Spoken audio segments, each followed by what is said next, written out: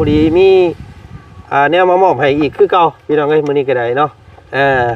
มาแล้วบ่เข้าน้องมื้อนี้มาย่างลูกชายกินโอ้สิกินสิอุ่นข้าวเย็นกินพร้อมมื้อนี้โอ้ยพี่น้องเอ้ยเนาะมันก็สิเป็นแต่แซ่บแต่นัวอยู่บ่เนาะมาแต่สวนแล้วก็กำลังสิมีแผนการแบบไปส่งแห้งต่ออีกตัวพี่น้องเอ้ยเมื่อยบ่น้องถามอีดีเมื่อยแล้วเนาะเมื่อยก็เฮ็ดนี่ได้เฮาเบียดเฮาเนาะไอ้ขอถามจับเจือแน่พี่น้องเอ้ยขอถามอีดีรอแน่เนาะเจ้าเฮ็ดเวียกเฮ็ดงานแต่ละมื้อแต่ละวันแบบนี้นะพี่น้องเอ้ยเนาะเงินเก็บนี่เท่าไหร่แล้วน้ำเจ้าเงินเจ้านะเนาะอันนี้ก็โมเมนต์เงินว่าได้ใช้ดอกพี่น้องเงินเมใจดีเพิ่นโดยเพิ่นเห็นเจ้ามื้อนั้นอันดึงหัวดึงแค่ซอยพากันจับซอยกันมื้อนั้นว่าซั่นพี่น้องไงเนาะเพิ่นก็เลยอยากซอยค่าห้องเนาะเล็กๆน้อยๆเนาะทางแม่แอนนาเนาะแม่แอนนาผู้ที่ซื้อของอยู่ของกินให้น้องออนมื้อก่อนนั่นแหละเนาะเพิ่นเลยอยากมอบให้ซุมเจ้าคนละ500 บาทเนาะสิประมาณนี้แหละพี่น้อง500ก็เอาตัวเลขกลมๆซะ300,000กีบพี่น้องเอ้ย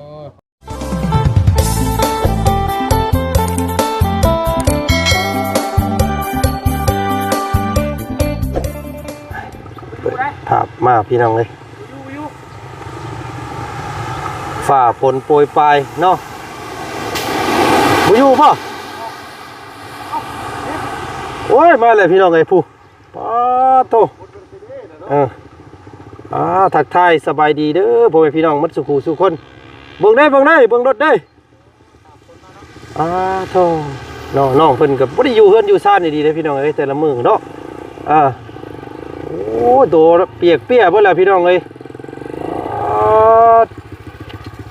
เบาสอนตายบันก็ตายบันนี่ค่อยโอ้ยพี่น้องเอ้ยเนาะเปียกเปียเบิ่แล้วหัวเปียกตอดยอดเบาสอนพี่น้องเอ้ยเนาะเอาสบายดีน้องล่ะสบายดีเอาสบายดีทีมงานเฮาพ่อกันอีกคือเก่าพี่น้องไงน้องมาได้ใช้น้องล่ะนี่มาแต่ให้คือบ่ให้ผลยุดผลเศร้าก่อนจังมาเมื่อจังหน่อยสิไปกดมันเผาโอ้ก็สิมีนัดไปกดมันอีกโอ้กินข้าวแล้วบ่นี่กินแล้วเรียบร้อยแล้วโอ้เปียกตอดยอดพี่น้องไงเนาะปานไก่ตกน้ำก็บ่ปานเนาะไปคนมันได้คนมันรับจ้างบ่ส่งแห้งบ่ส่งแห้งไปส่งแห้งเพิ่นสิซื้อบ่ได้แม่นไปเอาเงินเนาะรอบนี้เนาะโอ้บ่ได้อยู่ซื่อๆพี่น้องแต่ละมื้อนี่เป็นเม็ดอันนั้นไปเลยเราก็ข้ามมาอยู่ก่อนอยู่รถเบิ่งหั่นพี่น้องเอ้ยลงมาเบิ่งนี่ป้าตีนรองเท้าเราเนาะลุยงานแล้วเสืออันนี้พี่น้องเอ้ยมื้อนี้เสือหยังก็เสือเบกกล้วยเสือเบกกล้วยเนาะมือเลยมีแต่ย่างกล้วยเบิ่งอยู่หั่นน้องล่ะถ้าเป็นสมัยก่อนนี่สาวมักได้แบบนี้แต่คนโบราณเขาแต่ก่อนได้แต่ว่าเดี๋ยวนี้เขาบ่ค่อยปานใดแล้วมือชานี่จับหน้าเขาบ่ได้มันชาหืดๆเด้พี่น้องแต่เดี๋ยวนี้เพิ่นจะบ่ค่อยปลื้มปานใดเนาะแต่ว่าแต่ข้าวแต่ก่อนนี่แบบนี้นี่สุดยอดผู้สาวมักเลยพี่น้องเอ้ยเนาะเอาค่ำก่อนค่ำรถของร้านก่อนใช้สิทุกพ่อเพิ่นอันฮะโอ้ยังโมมาจะให้อยู่พี่น้องไงเนาะกะเพื่อนซ่านเรากับเราเฮ็ดที่ไหนก็เราตอนเราบ่อยู่เรางับไว้นี่เลยนี่พี่น้องไงเนาะมีกุญแจล็อกไว้บ่ล่ะโมมีโอ้มันก็ขู่ค้นขึ้นก็ได้นี่เนาะเอามืองับไว้ซื่อโอ้ยฝนตกพี่น้องไอ้มื้อนี้เนาะบ้านสะแล้วเนาะฝนตกแล้วพี่น้องไอ้มื้อนี้ทักทายสบายดีบรรยากาศตอน3 โมงแรงพี่น้องไงเนาะแพงกายอยู่บ้านสะแล้วคือเก่าเนาะมื้อนี้ทางวัดจันทร์กะตั้งมุกตั้งใจมาหาน้องเพิ่นนี่แหละพี่น้องไงเนาะพอดีมีแนวมามอบให้อีกคือเก่าพี่น้องไงมื้อนี้ก็ได้เนาะมาแล้วบ่เข้าน้องมื้อนี้มาย่างลูกชายกินโอ้สิกินสิอุ่นข้าวเย็นกินพร้อมมื้อนี้โ โอ้ยพี่น้องเอ้ยเนาะมันก็สิเป็นแต่แซ่บแต่นัวอยู่บ่เนาะ เนาะ โดย โอ้ยบ่ได้มาเข้าซ้ำว่าซั่นมื้อนี้เนาะบ่ได้นึ่งข้าวพี่น้องมื้อนี้บ่เป็นหยังมีแต่สิไปเวียก เมื่อกี้นี่คือกัน ก็มาเนาะ โดย มาแต่สวนแล้วก็กำลังสิมีแผนการแบบไปส่งแห้งต่ออีก โดย ตัวพี่น้องเอ้ยเมื่อยอยู่บ่น้องถามอีดี เมื่อยละ เมื่อยแล้วเนาะ โดย เมื่อยก็เฮ็ดนี่ได้เฮาเบียกเฮาเนาะสู้แล้วพี่น้องเอ้ยอ้ายขอถามจับเจือแน่พี่น้องเอ้ยขอถามอีหลีรอแน่เนาะเจ้าเฮ็ดเวียกเฮ็ดงานแต่ละมื้อแต่ละวันแบบนี้นะพี่น้องเอ้ยเนาะเงินเก็บนี่เท่าไหร่แล้วน้ำเจ้าเงินเจ้านะ หมดใช้จ่ายแล้วไปญี่ปุ่นก็ใช้น้ำมันจักเทื่อละ30ใช้ อืม ไปให้หั่น โอ้แสดงว่าเงินนี่หาตอนเช้าตอนแรงเบิดเนาะ โดย บ่มีจะกีบเลยบ่เงินคำในตนในโตตอน บ่ นี้ มีเลยเหลือแต่กระไพสิจูดย่างปิงให้นี่แหละ อยู่เฮ็ดให้เฮ็ดหยังได้ไปจูดพากันจูดให้ โดย แสดงว่าน้องเพิ่นก็บ่มีเงินมีคำเด้อพี่น้องเอ้ยเนาะในตนในโตเพิ่นกระโปรงกระเป๋าน้องเพิ่นก็บ่ค่อยมีเนาะ โดย แบบมีแต่ทงส่งสิแหละไปแต่ละเทื่อก็ได้แม่นบ่ โดย พี่น้องเอ้ยบ่มีสะเปาสะพงสะพายข้างคิงบ่มีเนาะ โดย เอ้าพี่น้องเอ้ยเฮ็ดนี่ได้สันบาทนี่จังพอแล้วเฮือนเราจังบ่มีกุญแจเนาะบ่ต้องย่านเขาขึ้นไปก็จักเขาสิเอาหยังว่าซั่นซะ จักเคยเช้าเนี่ยปะ แล้วบ่มีแนวให้เอาเนาะ เออ โอ้ยพี่น้องเอ้ยเนาะเห็นมุงรับมุงนอนแล้วเมื่อวานนี่ให้น้ำแล้วก็ว่าได้เด้อตัวนี้พี่น้องเอ้ยเนาะเบาสอนนอนหนาวกับแม่ นอนหนาวผู้สาวบ่แย่งพี่น้องเอ้ยเนาะเพิ่นติเนาะว่าเฮาบ่มีหยังแล้วก็เพิ่นก็บ่ค่อยอยากคบอยากหานํกันปานใดว่าซั่นซะน้องเพิ่นก็เนาะบ่เป็นหยังพี่น้องเอ้ยหาผู้ใหม่เนาะน้องเนาะ โดย ไปสิลงมาพี่บัดนี้ลงมาพี่เนาะบ่จันเอา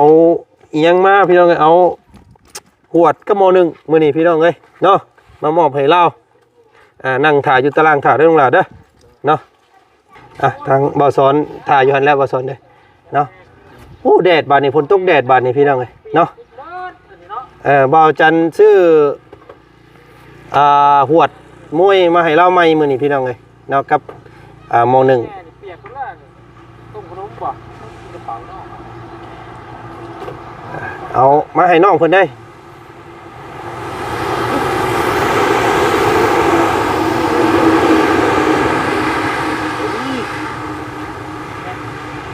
สิบอกเลยว่าเอาอันขวดกับอันหม้อ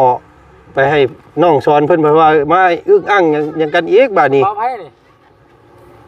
เป่าน้องซ้อนบ่หรือเป่าไพ่นี่เป่าคิดเองบ่เป่ายังนี่เงินนี่ เอ้า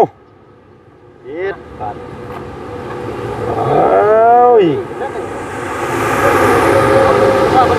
มีค่าขาย บ่ค่อยซื้อกระเป๋าน่ะซื้อมาให้น้องเพิ่นเห็นเพิ่นบ่มีหยังใส่ ยามมีค่าเพิ่นขายกระเป๋าแล้วลืมเอาเงินใส่นี่แล้วก็มาขายบ่เนาะ ชื่ออีก 2 3 4 ชื่อไว้เขาได้สัน 6แสนผู้ใดปัน โอ้ยค่อยซื้อ50,000นึงได้น่ะ โอ้ไล่อันหาเส้นหาไปแล้วไปชื่อช่องใบนี่ก็คุ้มนี่ดิ ขอขอก่อนขอ4แสนเด้อ6แสน จะคือบ่เงินเพิ่นบ่ ใครดอก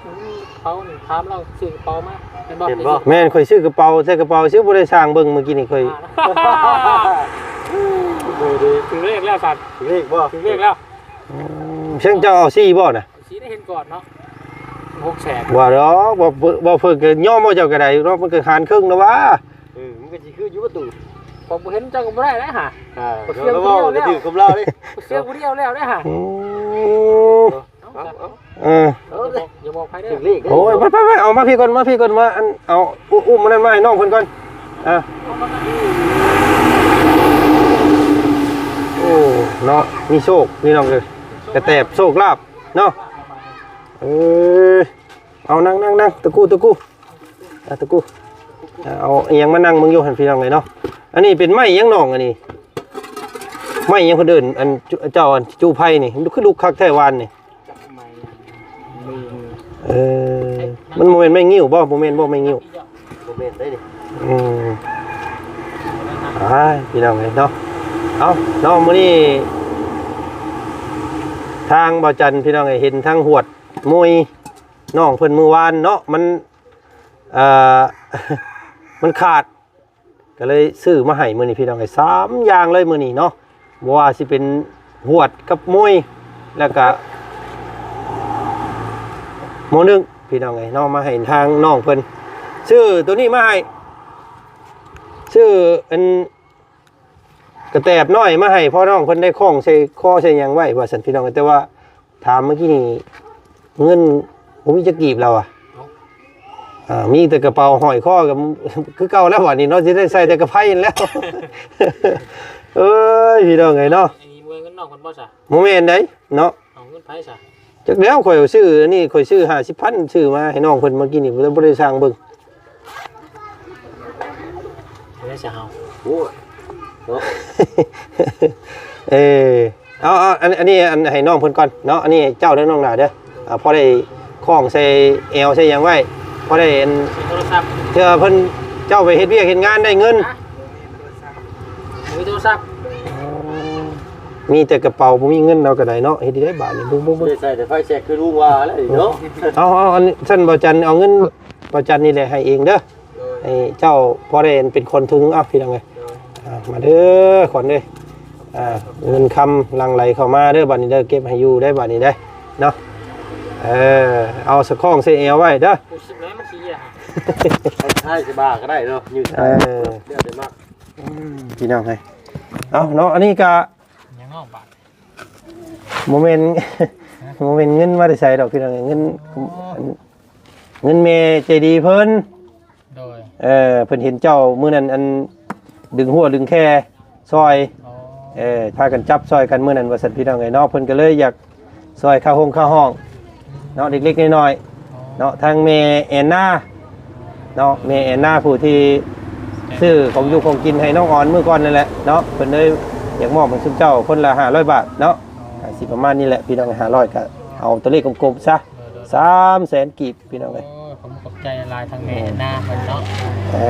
นี่เอาบ่เพิ่งเนาะ เนาะเพราะว่าโชคดีซะเนาะโชคจากแม่ แล้วอย่างมื้อนี้ นำจิตนำใจทั้งแม่เพิ่นพี่น้องเอ้ยดีแล้วซะได้ค่าห้องเพิ่มอะไรพี่น้องเนาะ ค่าห้อง2คืน บ่ฮอดซ้ บ่ฮอด ำเพิ่มขึ้นอีกแล้วได้ จากห้อง200,000 2,500 2,500เพิ่นว่า ในมือนึงเนาะ มือนึง วันนี้สอง กับ มื้อ กับน้ำ2ตุ๊ก2ตุ๊ก สองตุ๊ก ได้อยู่ซะพี่น้องไอ้เนาะโอ้ยก็ต้องขอบคุณขอบใจทั้งแม่เพิ่นพู้นแล้วเนาะแม่แอนนาเด้อ เอาจังได๋ก็ออดเงินเด้อพี่น้องเด้อเนาะขอบคุณขอบใจทางแม่แอนนาหลายๆเนาะที่คิดเห็นทางลูกๆเนาะ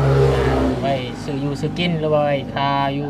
ค่าห้องพี่น้องเอ้ยเนาะก็ได้จุนเจือไปนำแน่แล้วก็ยิบยืนเบื้องต้นไปนำแน่พี่น้องเนาะขอบคุณขอบใจแม่เพิ่นหลายๆเด้อเนาะก็ขอให้แม่เพิ่นให้อยู่ดีมีแห้งเด้อแม่เด้อสุขภาพร่างกายที่แข็งแรงเนาะคิดสิ่งใดก็ขอให้ได้สิ่งนั้นเนาะให้เจริญหน้าที่การงานเนาะให้เป็นโฮมไซให้ลูกให้หลานเด้อแม่เด้อเนาะสาธุแม่เนาะแล้วมีแห้ง เอาเพิ่นก็ขอขอบใจเนาะก็ได้พัดปีกมือหนึงเนาะพี่น้องค่าข้าวค่าน้ำค่าห้องค่าหูเนาะอายุค่าเช่าเนาะก็ขอขอบใจทั้งแม่แอนนาเพิ่นขอขอบใจแม่เพิ่นหลายๆเนาะบ่เจ็บอย่าได้กองไข่อย่ามีเด้อแม่เด้อเนาะอย่าพลาดมันอย่าเบียดกันแล้วกันพี่น้อยเนาะเนาะ ยืนมันยืนเนาะ เนี่ย เอาส่วนหม้อส่วนแหกที่บ่จันซื้อมาให้ทางน้องเพิ่นมื้อนี้พี่น้องไอ้เนาะก็เป็นเงินส่วนที่แม่เพิ่นเอาให้บ่จันนี่แหละเนาะแม่เพิ่นก็เอาให้บ่จัน500คือกันเนาะ3คนเฮาแต่ว่ามื้อนี้ทางบ่จันแบ่งมาซื้อตัวนี้พี่น้องเอ้ยเนาะน้องจับถ่ายรูปให้เบิ่งอยู่ทุกบาทเนาะเด้อจับแบบนี้ก็ได้เจ้าแนมกล้องเด้อเนาะเอาไปเงินทางนี้พี่น้องเอ้ย เด้อแม่เด้อได้รับเด้อแม่เด้อ เล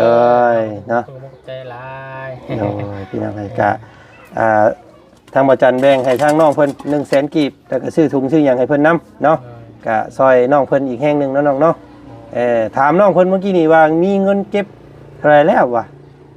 บ่มีเลยเราว่ะพี่น้องเอ้ยหาแต่ละมื้อนี่ผู้ดีจับส้นปลายนะเนาะ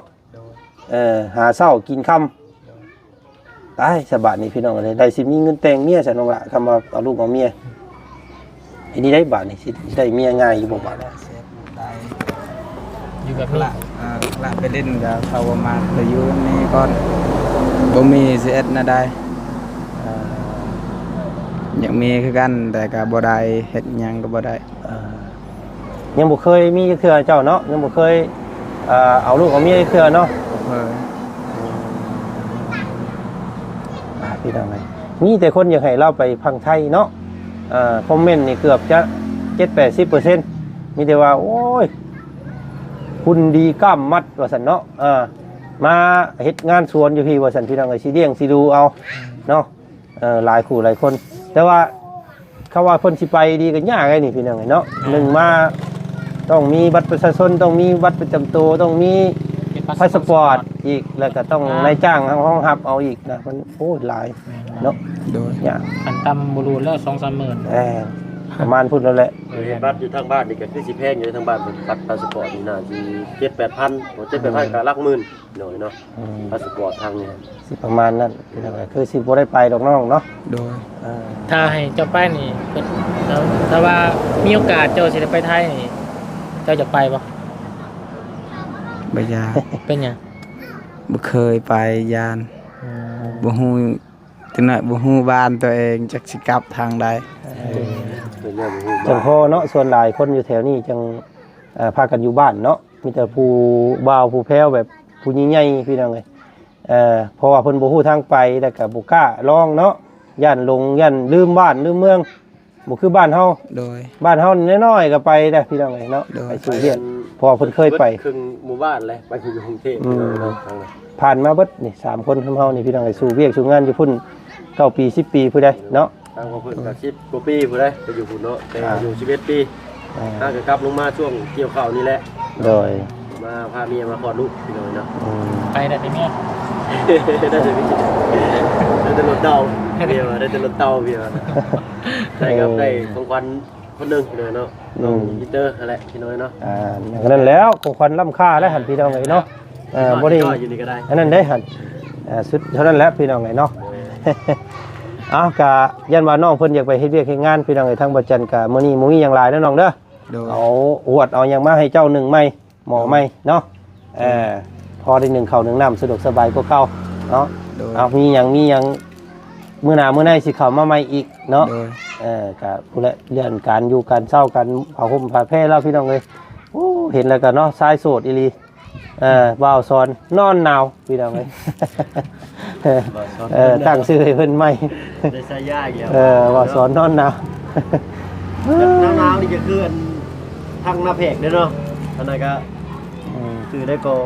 สะอ้วนส่วนหนาวต้องจัดให้พี่น้อยนะมาทางนี้ก็บ่าวซ้อนนอนหนาวเนาะเนาะอดเอาเนาะช่วงนี้ก็ยัง อดเอาน้อง ห เลย น้าฝนอยู่ก็สิหนาวอยู่หั่นแหละเนาะ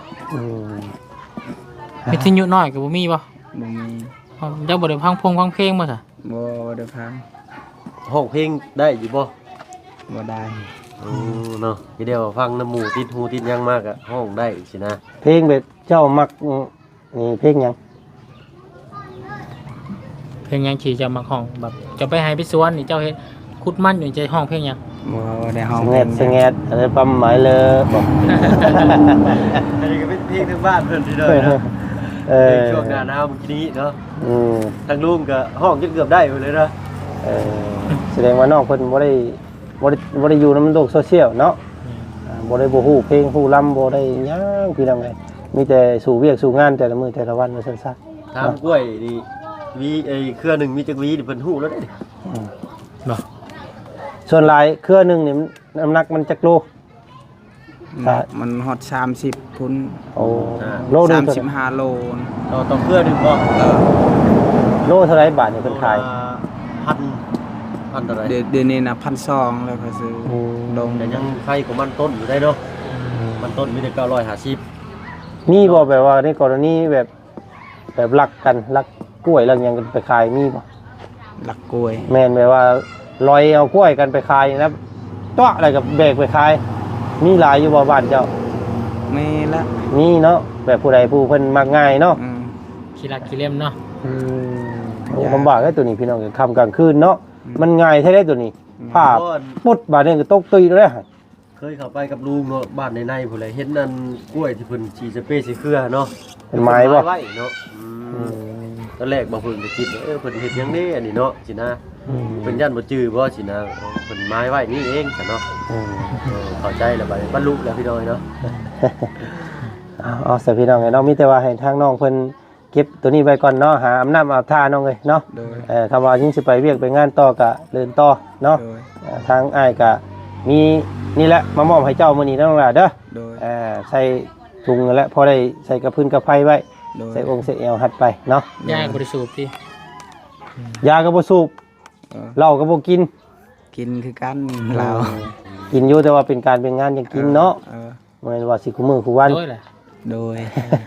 ลืม แล้วยิ้มงามเลยพี่น้องเนาะยิ้มมีสีหักเด้เนาะเป็นเวลาหมู่เวลาพวกเวลามีเวียกมีงานเนาะมีงานดองเฮือนดีพี่ตายเฮาก็กินเนาะ โดย ปกติตัวนี้พี่น้องเอ้ย ไปร่วมงานเพิ่นก็ขาดบ่ได้แล้วนะเนาะ คือกันบ่จันก็ยังกินคือกันกินเหล้ากินเบียร์คือกันเวลาเป็นการเป็นงานเนาะเทศกาลงานบุญงานศีลบ่งานเฮือนดีเฮือนดองเนาะหมู่ยินให้ งาน กิน เลี้ยงสังสรรค์เนาะ เขาเฮ็ดดองเฮ็ดหยังก็กินน้ำมูก ปกตินี่พี่น้องเอ้ยเนาะบ่จันงดบ่ได้ตัวนี้ศีลยังเพิ่นเอิ้นศีลข้อ5ได้เนาะ โดย ตัวนี้ศีลข้อ5สุรามารีพี่น้องเอ้ยเนาะ โดย ก็กินอยู่ กิน เนาะบ่ตัวกันแล้วพี่น้องเอ้ยว่าซั่นซะเอาก็โอเคเนาะ ด้วย ขอ ขอบใจ จบคลิปนี้เพียงเท่านี้ก่อนจ้ะพี่น้อง ขอ เนาะ บใจหลายเด้อแม่แอน สอน แม่หน้าเด้อ สบายดีทั้งเบาเพิ่งสบายดีทั้งเบาบุญสารวัตรพี่น้องไงเนาะก็เอ้ามามอบรางวัลคนขยันพี่น้องไงมื้อนี้เนาะมามอบปัจจัยจากทางเมแอนนาเพิ่นเนาะให้ทางเคยทั้งสองพี่น้องไงเนาะก็เบาเพิ่งเบาสอนแล้วก็เบาบุญสารวัตรพี่น้องไงเนาะก็ขอบมุกขอบใจเนาะขอบคุญขอบคุณทางเมหลายๆที่มอบหมายให้บ่จันเป็นสะพานบุญให้เนาะก็หลายคู่หลายคนพี่น้องไงเนาะก็โอ้ว่าซั่นเนาะเบิ่งคลิปนี้แล้วเบิ่งติดตามทางเคสของน้องเพิ่นแล้วก็อยากเห็นเฮือนเห็นชานเราให้มันหอบมันทั่วนี่แหละพี่น้องเฮือนชานเราก็ถือว่าโครงห้างนี่เน้นเนาะหนาเป็นขนาดเฮือน9 เสา9 ต้นพี่น้องไงเนาะขนาดนี้คือซีเมนต์5 คูณ 6เนาะความกว้างเป็นทรงแบบบ้านแต่ว่ามันผ่าเฮือนพี่น้องเนาะหลักๆแล้วผ่าประตูประต่างนึงบ่เข้าที่เข้าทางนะเฉพาะโครงห้างนี้เน้นแล้วเนาะไม้ต่อหอกตามนี่คือคางนี้หลังคานี่ดีเบิดทุกอย่างเนาะมีแต่เสือนะว่าได้กันเลยพี่น้องเอ้ยเสือใส่ เสือบ่งามเนาะสาวบ่แนมพี่น้องเอ้ยน้องเพิ่นก็ได้เป็นปมร้อยของน้องเพิ่นอยู่เนาะเว้าถึงเรื่องความรักนี่น้องเพิ่นเศร้าโลดพี่น้องเอ้ยจักสิว่าจังไดน้องสอนนอนหนาวพี่น้องเอ้ยเนาะอยู่กับพ่อ2 คนโอ้พี่น้องเอ้ยเนาะนี่แหละบุญวาสนาเฮามันบ่สำคัญพี่น้องเอ้ยเนาะโชคภัยมันชีวิตของคนก็มีผู้จนผู้รวยเนาะเสียเอาไปวัดกับผู้อื่นก็บ่ได้เป็นยังไงเนาะมีแต่พากันสู้ต่อไปซะเบิดสุขสุขคนนำพี่น้องเอ้ยเอาเนาะสำหรับคลิปนี้ทางบ่จันขอจบคลิปเพียงสำนี้ก่อนเนาะก็สำหรับวิวเฮือนซ่านของเราก็ถือว่าแปะทางเนาะแบบสะอาดสะอ้างแบบคอยเข้ามาแม่นเห็นเฮือนรถพี่น้องเอ้ยนี่เห็นบ่วิวเสาไฟฟ้าก็ใกล้เนาะพื้นไฟก็บ่มีโอ้ยังหลายอย่างอยู่เฮือนของน้องเพิ่นก็ได้พี่น้องเอ้ยเนาะมื้อนี้ทางบ่จันไปก่อนพี่น้องพอกันใหม่คลิปหน้าคลิปนี้ลาแล้วสบายดีเบิดสุขสุขคนเจอกันใหม่เนาะ